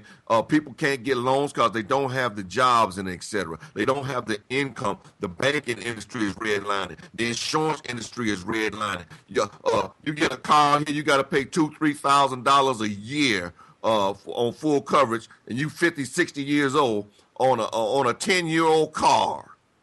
Okay, I mean, this is the way it's going in the city of Detroit. Housing insurance is sky high and crazy. You know, and these systems are put up here, and they banging us real hard, man, with these systems. Right. I mean, it's just unfortunate you can go ahead, that the houses got empty. You can say that Negroes are rotten and they can't manage anything, this, that, and the other, and not look at all the other stuff that's happening. Okay? But I'm not one to do that. Well, he had to take off, but he's going to bring it back up in the morning at the 11 o'clock hour. But that's not what we're saying. We're not saying that because we would have to say that, well, we are saying that the Negro is rotten because the term Negro is one that has negated, his growth has been negated. That's what Negro means to us. But the black male and female is able to realize at some point that this almighty dollar that has blinded us to what we are and who we are and what we can realize from ourselves it's caused us to be impotent, dumb, deaf, and blind. I mean, it's just the bottom line. When you think that a dollar is a reason to kill to kill your brother, to rob, to take out the elderly, to just basically go mafia on all your own people, we got problems. But you know what? A dollar is livelihood. A dollar is livelihood. I'm sorry. A dollar is how you eat. Doing it, though. A dollar is how you eat. A dollar is how you live. Okay? Actually, I have to say, me and my husband have spent some time in the South with our family. Yeah. And I'm going to tell you, I realized, and I didn't know that I didn't know, but I know today that I eat from the ground. I had to plant a garden with my grandmother. Okay. So no, the dollar is not how I eat. But Cherice, when I have been duped and made dumb, deaf, and blind, I would tell you. I understand what you're saying, but when you start farming and et cetera, this and that, for the masses of people that you have here, you need farm equipment. You need different things going on. Nighthawk is a farmer. He can tell you about it. How do you feed 770,000 people with no money, just out of the ground? You really got to start with yourself and no trucks. Standing in yourself. You can't help anybody else until you first help yourself. And that's all I'm saying is when we got here and got a chance to realize that the dollar is not everything, that, I don't need a dollar to buy a can of corn, that I can grow some corn from the ground with my God-given hands, with the seeds that God has provided, with the laws of the universe. You need a dollar to buy some seeds. Things. You know what I mean? And that this corn now, that I have this corn in itself produces. So I cannot sit here and say that this almighty dollar, and this is sad because I know poor countries. I've studied, I haven't gone to other countries, but I've studied other countries. Yep. And there are poor countries who are not annihilating each other over a damn dollar. Yeah. Well, I agree with you. I don't want to annihilate anybody over a dollar. But I'm just saying this is what we as black people in the skin we're in are doing, and when we justify it. Well, okay, I'm sorry. Can we please just stop saying black people? Because let me tell you, we are not the only people. The United States The United States annihilated Libya over the dollar. They annihilated Afghanistan. They annihilated Iraq over the dollar. By looking at what the white man has done around the world. I mean, somebody's got to say enough. You can say enough all you want, but how do you change the game? By saying, well, white people doing this. How do you change the game? That's all I'm saying, Cherice. I'm with you. I'm not against you. I agree with you. I agree with what Dr. Fleming is saying. I work with Ron Paul if I thought Ron Paul had my best interest in mind, or if I thought I could get something out of Ron Paul, that was fair. But Ron Paul's a racist. I'm telling you, when I listen to Ron Paul, and my husband, he is more of a fan than I am, I hear a righteous heart, and I cannot deny that, and I tell you, I heard a righteous man in Obama up until the point when he realized that his election was going to be based on whether or not he denounced the truth tellers. Yeah. And when he denounced the truth tellers, I knew that was just going to be a puppet in a puppet's house, a black face in a white house. Well, Obama learned the game once he got up in there. Okay, he did denounce the truth teller. He had to court that white vote in order to get in, and etc. You know, he had to basically he had the black vote coming. You know, that was his. So he courted the white vote. He kind of stayed away from black people, kept them off, off the cuff a little bit. Stayed away, and he got in. Once he get in, then you learn the game. The guys that are called the Secret Service that are following you, this and that, and taking care of you and all of this, those are the same guys that'll take you out if you don't do what you're supposed to do. Okay? And they close on you, and they close on your family. He made his bed and he has to lay in it. You know, I prayed for the brother many nights, even as he was running. But I will say this, everybody has their path. Personally, I would have been happier to have a McCain-Palin ticket because I really felt... Wow, okay, I got to go on that one. I got to go on that one because I don't want none of them people. Look, first of all, I don't understand how y'all feel like the Republicans are good for you because they don't even want you. They don't care. They don't care. They don't really care how much money you got, sweetheart. They don't care. They don't care how much money you got. They don't want you. You are a reject to them. Okay, Cherice, what I would have been happy with a McCain-Palin ticket. When I say that, it's not that we voted for them because I was a Ralph Nader and my husband was a Ron Paul. But what I was saying is that with the McCain-Palin ticket, you would have got a chance to stop thinking that somebody's ice is colder. You would have got a chance to see the futility of a foolish white person, because Palin is a fool, and so is McCain. You would have got a chance to realize that this is not the giant that you think, and that if you ever had a righteous thought that you were willing to entertain, that you might be able to do something for yourself. Hey, man, I voted for Cynthia McKinney myself in the presidential election. Well, I'm sorry. I guess maybe I don't see that because I see the governor right now wringing our necks with some dumb stuff. Whereas, we shouldn't even have to have a consent agreement. We shouldn't have had to have nothing because, first of all, the state owes us so much money to the city of Detroit. If we had a rally together, we probably could have got it from him. But because we didn't stick together and we didn't rally together, the governor said, F y'all. And he kept our money. We have money that's owed to the city of Detroit. $200 million in. We wouldn't even have to have an emergency manager. We wouldn't even have to have a consent agreement had he just given us what is rightfully belonging to the city. Yeah. Well, sis, I just think that we're dealing with our own inferior thinking. We are not people who think of ourselves as nation builders. We do not entertain free thoughts, and therefore we are treated as the children that we speak like. Cherice, I'm not the one that's not a nation builder. I say it right now that in Detroit City, we should have a militia here. We should build a militia of at least 10,000 men and etc. And basically, we can run this city. With a militia, and we can move out across this nation. You got the Detroit 300 right now. The Detroit 300 is a corporation that was set up by the government, and they are financed and sponsored by the government. As a matter of fact, I think they are part of the Detroit 300 Conservancy with Ethel B. Ford is chairing it up. They were set up. They were set up to reduce public police expense by getting a whole bunch of snitches to come in and solve crimes instead of having investigators actually do the work. Well, but if you talk to them, they will tell you that they are a righteous militia who is out there. Yeah, they think they are. That's always the game. They put things together, they put things into play, and then they have you all into it and everything. This is what I'm saying, brother. It's easy when you think the dollar is the life force. It's easy to buy us off.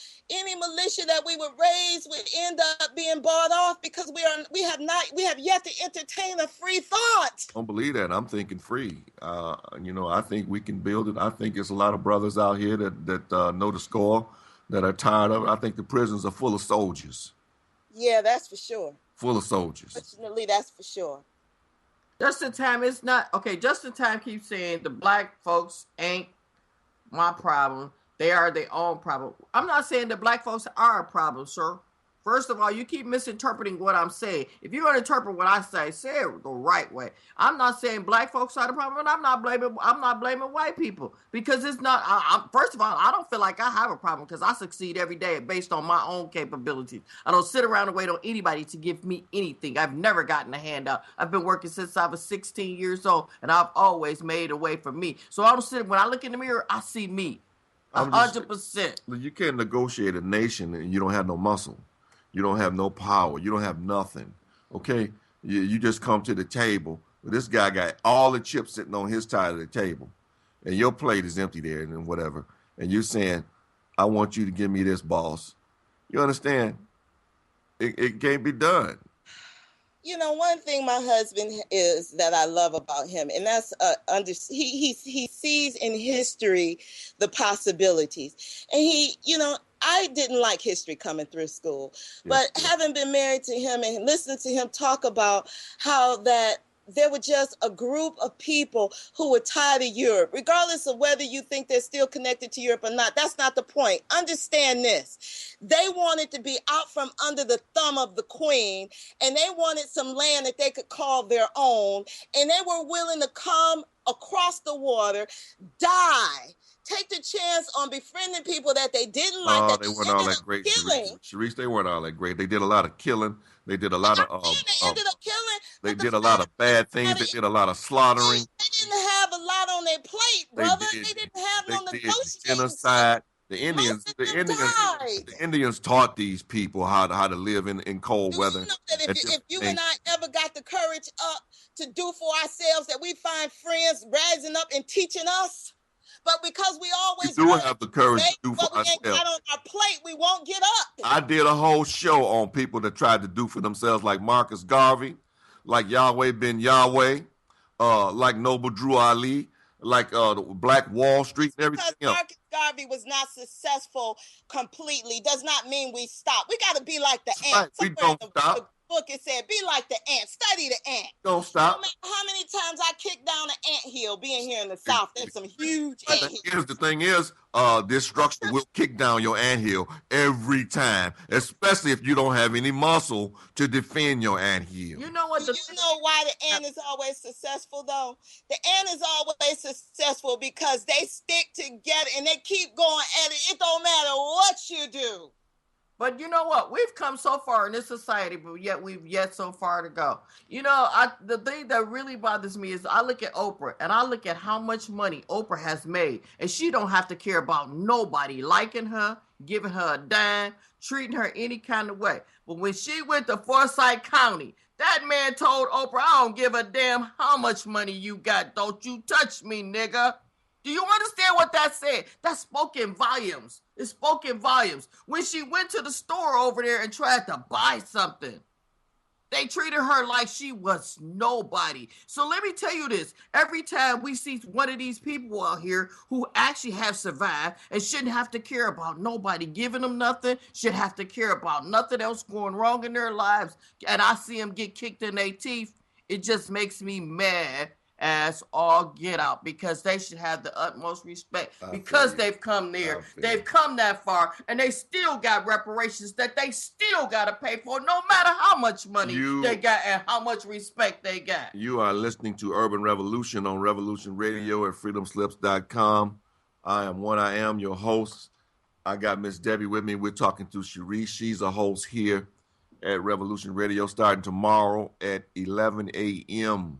11 a.m. to 1 p.m. That will be Dr. Alonzo and Cherice Fleming, Detroit front and center. And I think it's going to be an interesting show. I love Dr. Fleming and his ideas and everything. I disagree with a lot of them and what happened to us, this, that, and the other. You know, I'm not letting anybody off the hook. Black people got some problems, but white folks got some problems. Okay, and all people got problems. I'm pointing the finger where it belongs. I'm not letting them off the hook. And I just want to thank you for the call and everything, Cherice and Dr. Fleming. Anything you want to add, because we got about 4 minutes.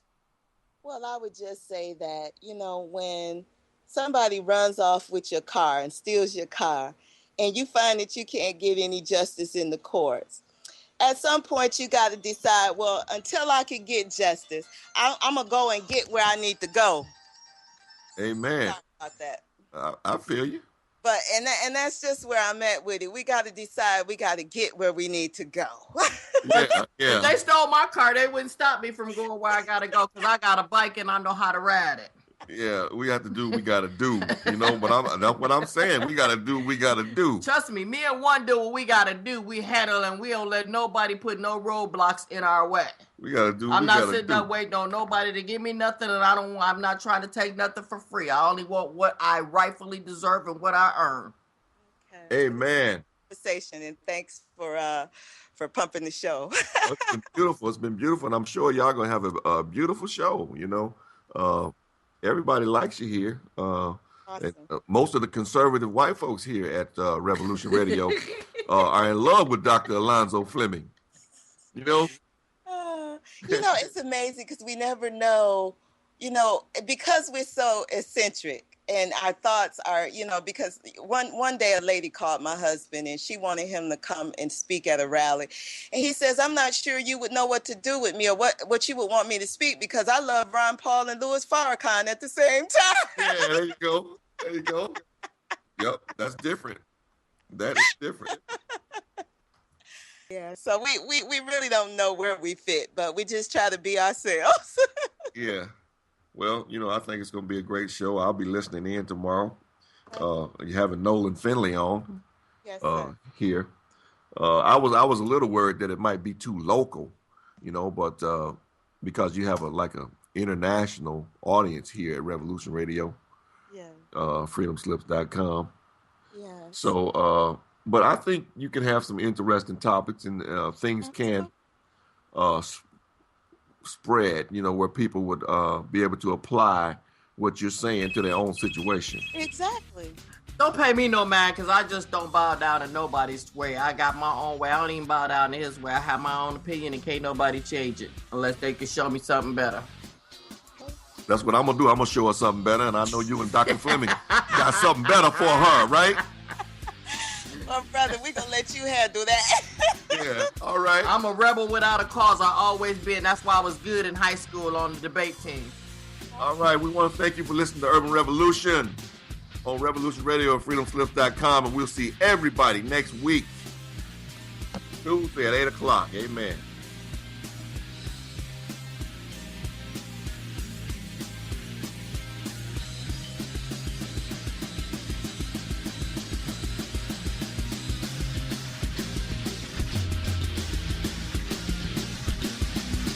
Thank you for listening to Revolution Radio.